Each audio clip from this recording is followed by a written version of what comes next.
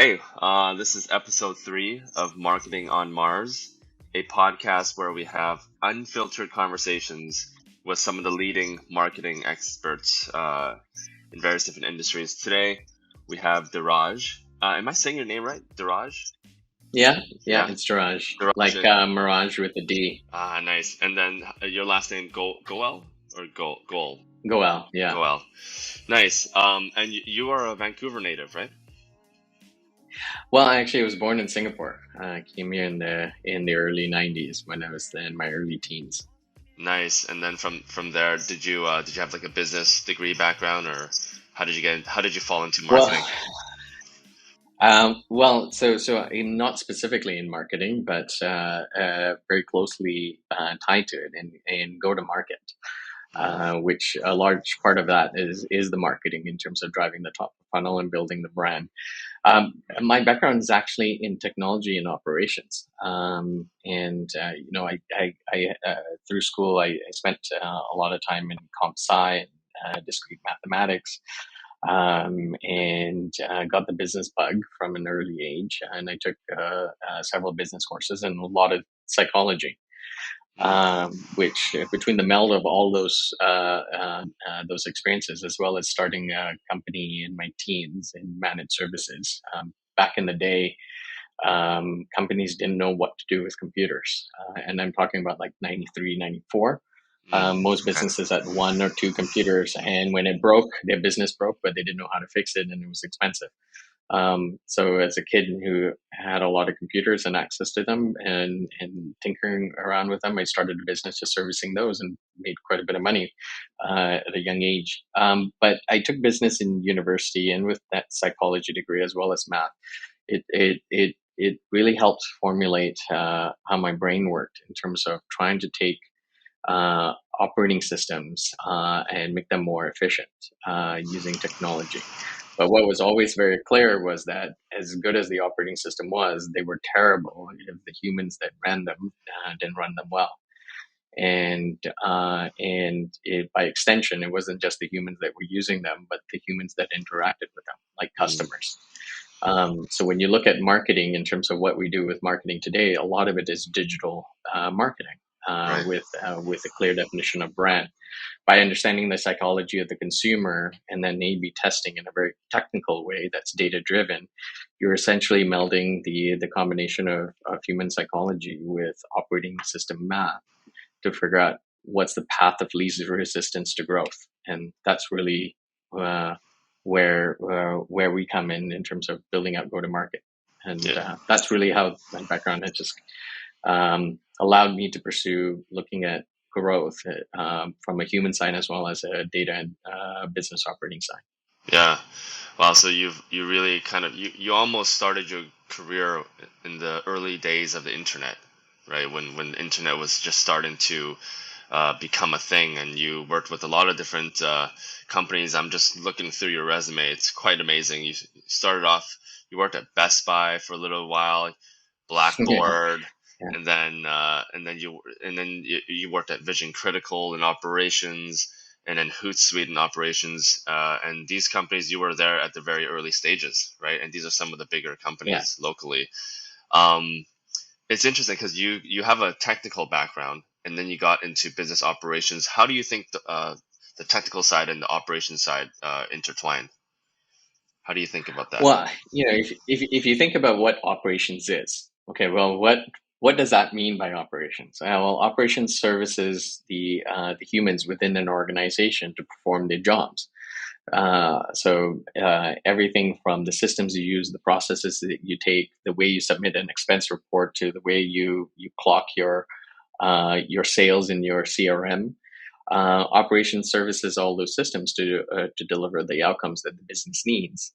And a lot of times operations leans heavily on technology, right? So if you have an operational practice in terms of how you take a customer from the top of your pipeline to a contract close, you're leaning on the IT team to deliver the technology underneath that enables the humans to do that efficiently. So it may seem like it's an obtuse progression, but to me, from my vantage point, it was a natural progression from building the systems that operate it, to understanding the operations, to understanding what the operations were supposed to do, to understanding how to build a company. Yeah, and my understanding is that these two companies are very B2B focused, right? These early stage like Hootsuite, Vision Critical, they were really B2B focused companies. Well, Vision Critical, we sold B2B, but our primary audience, when you think about it, we did market research in terms of voice of customer and voice of market. Mm, The primary user of our system was consumers, right? Like you would deploy a platform to do market research by answering surveys and engaging with brands, and the way and the information you captured from the humans you captured from in terms of understanding the users of the system were consumers. Like, mm, what were they thinking about a product? What did they think about the new pricing plan? Um, so we were a consumer centric okay. company, in the sense that our slogan itself was "People Matter." But we sold B2B. And then at Hootsuite, we sold to the individual practitioner as well as the enterprise. It's the nail salon down the street that needs to do social media posting to the enterprise organization that's trying to figure out how to use social to get in front of potential prospect customers, to engage Mm. them, doing social selling. So you couldn't get away from the consumer, no matter how much you were B2B, at least in those instances. Yeah, yeah, and I think and that experience really helped you understand the consumers quite a bit because after Yeah, when you left Vision Critical, you've gone on to advise. I can't even count the number of companies that you've yeah, advised, but yeah. I'm just looking through your resume, and it's amazing. A lot of your companies that you've advised as a growth advisor have gone on to raise millions of dollars. I think something I don't know. You probably know in your head how much your companies you've advised have raised, but you advise both B2B and B2C companies with their go-to-market strategy, and that includes the operations side, right? And also the marketing side, correct? Both sides? Well, so go to market. When we use the term go to market, I think there's a misnomer in terms of go to market that sounds very much like, hey, it sounds like it's marketing, so it's go to market, so it's probably sales.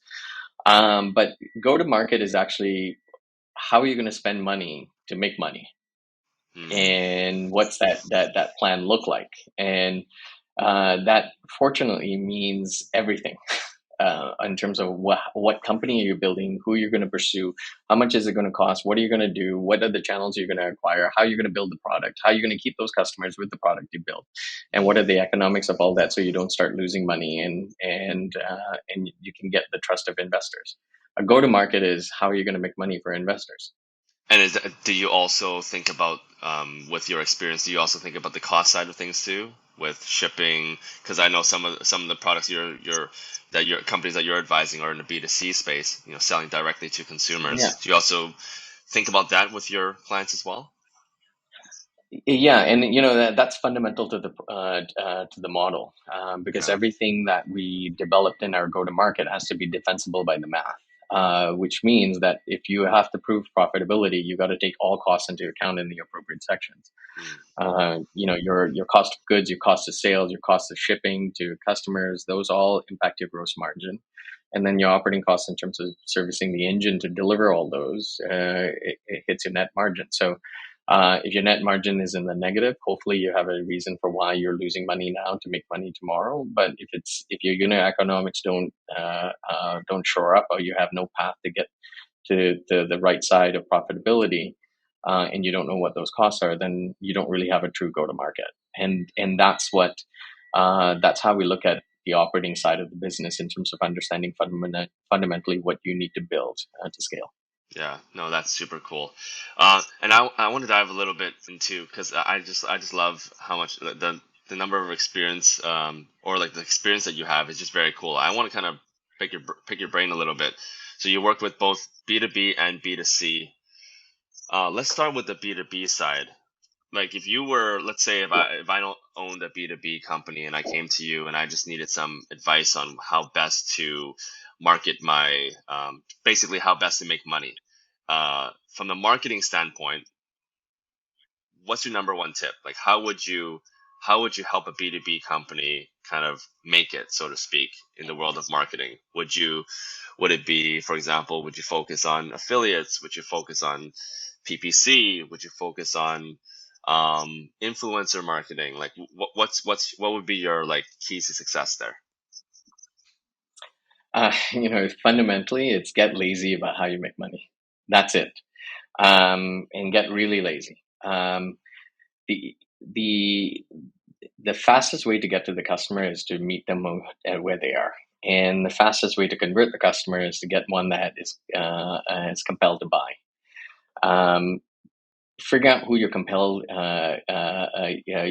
customer that almost has a FOMO in not buying, or has a clear understanding of how it's going to alleviate some level of anxiety for them that's imminent. Is the shortest path to acquisition. Hmm. A lot of times we spend time thinking through all the stages and the things that we need to do, like email marketing and webinars Yeah. and outreach and influencer marketing and all these things, and then we start to build all these KPIs to figure out whether they're well and good. But sometimes you don't even need to do any of those things. For example, we were just talking to a company before this call that had a challenge in identifying who was behind certain businesses that they were going after. It was and these businesses were, and it's a B2B company, Hmm. and these businesses were doing travel tours. Travel tours. And they couldn't figure out, yeah, city tours, right? Like, take you around the city, show you Okay. around, get you to go to all the high places. Yeah. And the individual who's responsible for sales is challenged because they couldn't find the companies behind them. They didn't know how to get in front of them. They didn't know how to gain their interest. Um, the path of least resistance is just go to the spot of where the tours start and talk to the person who's running the tour. Um, who cares about all the other stuff, right? Like, start there.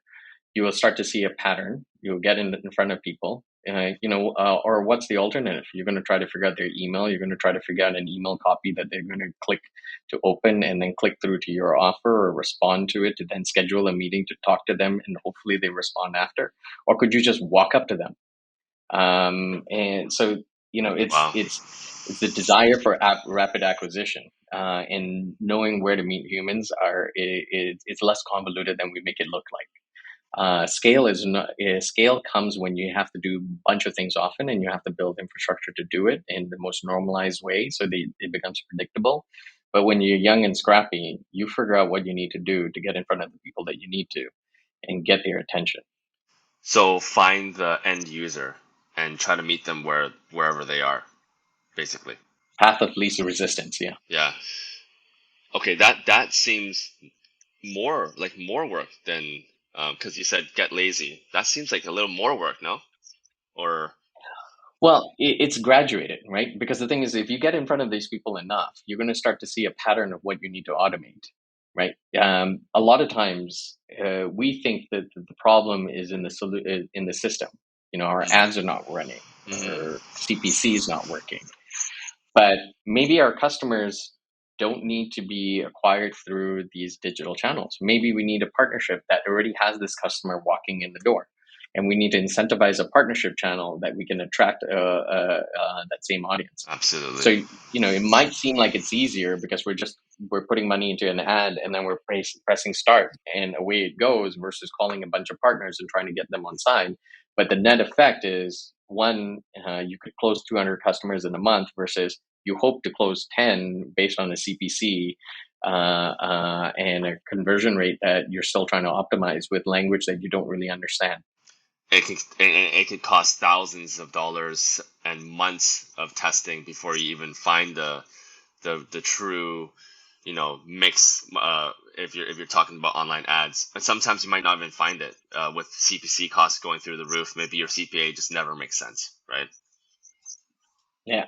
I'm not ignoring the fact that you can automate a lot of things. I mean, that's literally what I've done in my career, is automation at scale and Yeah. building companies for scale. And the fact remains is that there is not going to be a single CEO or board or investor who says hire more people, Yeah. right? Yeah. It's always going to be how do you build this revenue without hiring the same ratio of people, right? Like it's revenue per employee. It's how efficient you are, which means scale implies automation, implies systems, implies repeatability, and so on. Which means that people do less. But before you even get there, you need to do more guerrilla tactics to figure out the answers, Yeah. so that you don't try to replicate the wrong thing. Yeah, especially in B2B where the sales cycle can extend to months depending on what your service is. And if you Yeah, want to stay lean, you want to keep your burn rate low and all that. yeah. What about on the B2C side? So B2B, stay lean, stay lazy, meet your customers where they're at. What about B2C? What's the secret to success You there? got to listen. You got to listen. You got to listen to the ground. You got to hear what your customers are saying and get in front of them. You still need to have those individual conversations, right? You know, that intercom pop-up that you have on your site. Don't Yeah. make it one way that they're connecting with you. Connect with them. Ask them questions. See what they're doing. Why are they there? What are they looking for? Mm. Um, that is gonna what's gonna help you tease out the key narratives that ultimately get the customer. Better copywriting, better positioning, better or above the fold messaging. That funnel of anxiety or funnel of increasing FOMO. You know, how do you get the narrative and the journey right, and then build the technology underneath to facilitate it, which will drive up conversions. We've seen in our case, between a combination of target market placement, as well as optimize customer journey with the right language, conversion rates up to 9-12% on an e-commerce site. Like, Wow. you know, what should you expect? Is it 0.5, 1? But yeah, you can do Yeah. that, and you Well, can still that's crank really out high. $1 million there. Yeah, you can still crank out $1 million a year doing that with limited ad spend. So, you know, the right messaging, the right targeted customer. Now, the elusive part is, what's the right messaging? Yeah. Who's the right target customer? And if you're doing a carpet bomb approach, then talk to people until you figure out what that vein of demand is, and then double down on it. So what you would do is you would try different channels, various channels, whether that's PPC with SEO or affiliates or influencers, whatever it is, but always I talk would. to your customers. So you're gonna need a I mean, full-time you know, the person path on your of site. yeah, yeah. Well, the path of least resistance in terms of talking to people is influencers. Okay. Right? Like, it's talking to the influencer, understanding what is it that they want, what their audience is saying to them when they post about the product. Right? Like, they're the voice of the customer. If there's a customer that's interested, if you make a post, if an influencer makes a post about your product and nobody messages the influencer, that's the wrong influencer. Mm, You know, when my yeah. wife posts about stuff on Instagram, like 10 people will message her. She's an influencer, Okay. right? Where did you get that product? What did you do? And then I ask her, hey, ask them why they're interested in it, Yeah. Yeah. right? Like, why did they message you? Why did they care about it? Oh, it's a certain type of pizza dough that's low carb and doesn't taste like crap. Okay, yeah, I get that. Oh, Like, sounds like everybody I wants need that. that. I'm on a Uh, low carb diet. yeah, right. Like, so, right. So that's a captivated audience. That can become a staple, and that can become a product that, you know, families in a certain revenue bracket with with two kids in their 40s would probably want a low carb pizza dough, right? So are they going to do it once a week, once a month, once every 2 weeks? Probably they might have pizza night. Well, now you know you got recurring revenue, right? So it's that kind of stuff that having a deeper understanding of the consumer, the customer as an individual as well as an aggregate, is so profound in your ability to convert and build the products that really convert. Yeah, this is what I've seen as well, and I'd love to hear your take on it. Over the last, let's say, 3-4 years, CPC costs have been CPC is going through the roof. So is your CPA is going higher and higher if you want to do social like paid ads. SEO is getting harder and harder to compete. Influencers that's where some of the gems are. Like you can still find like if you work with the right influencers, your CPA can be at a very, very attractive level where your ROI actually makes Yeah. sense. What do you think about that? Well, I mean, like, if you think of an influencer, let's break down an influencer's perspective for a second, right? The adage is know your customer. Well, in this case, the influencer is a lineage to your customer. You should probably get to know the influencer a little bit, Mm, right? And I don't mean them personally. I mean the operating model. Um, how do they make money? Is this let's segment the influencer. Is this a hobby? Are they getting free products and they think it's cool and they show off to their friends like my yeah, wife, or is this a business, yeah. right? And if it's a business, then it's a revenue channel. Mm, And if it's a revenue channel, episodic revenue on single posts isn't an effective business model. They have to source out new customers on a consistent basis. A right. recurring revenue model is significantly better. Now, they could represent the product that they could align with, and you never had to pay them to post because they would get profit sharing through all the product sales, not just in the first sale, but in terms of recurring sales. So they get a trailer. Then you've got an affiliate model tied to an influencer model where you don't ever have to advertise, and every influencer who loves your product is a salesperson, and you drive your revenue that way, Mm, right? So, um, but it depends on the influencer, right? Like, what's your type of influencer? What motivates them? What's going to get you in front of that audience, and what's going to give you the right amount of attention from the lineage of that journey? Your customer journey it doesn't skip over the person who's getting you in front of the customer. Your customer journey includes that person. yeah, no, that's amazing. Well, that's I think that's great. We got some really good content on B2B. We got some good content on B2C as well. Anything that's just kind of high level, whether you're B2B or B2C, any kind of advice you would give to companies that are maybe most of the companies you work with are more early stage, or would you say like they're maybe like a couple years in to their business? Our sweet spot of companies in that doing 5 million and up. There are some Fine. companies that, due to the economics in terms of how much margin they have left over, are actually well capitalized, even at 2 million. Yeah. Because we're not a venture capital firm. We're a venture catalyst firm. Yeah.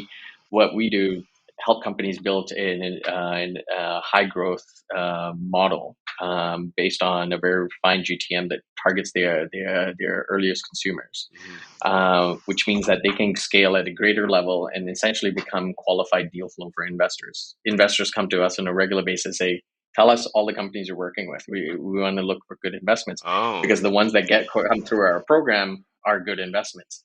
The hypergrowth program that I wrote at BC Tech, and all those companies that graduated all got funded. Wow. There's a reason for that, because they could defend their path to growth with economics. And yeah, so we work with companies that can afford our services. We charge $15,000 US for a 6 month engagement. It's $2,500 a month. The point I make, and I'll say it as plainly as possible: if you can't raise $15,000, or you don't have enough cash flow for $15,000, you're too early stage for us. And, Mm. and frankly, there's not much we can do with you, Yeah. even if you hired us. You've got to be at the Absolutely. point of having some level of product market fit, and we can help you scale. Amazing. Okay. Cool. So then, I guess we'll kind of end off by saying, um, if people wanted to learn more, what's the best way? Do they reach out to you on LinkedIn, or like do they come to your website, or what's the best way to reach You out? know, we're going through a website refresh. We've grown faster than I personally had time, or our team has had time to upgrade our website. But definitely reach out to me through LinkedIn.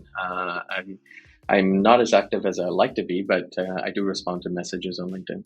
Okay, so that's Diraj Goel, and you can Yes, actually you have your middle name is Prakash, right? Diraj Prakash Goel. Prakash. Yeah, So we'll, yeah. we'll have There's we'll a have the reason. name Yeah, in the show notes for sure. yeah, yeah. That's the circumstance that there's cash in my name. Oh, is it because of all the money that you're raising for your companies? I don't know. Oh God. Okay. Well, thank you so much. Okay. It was a pleasure speaking with you, and we'll definitely have to get you back on the show.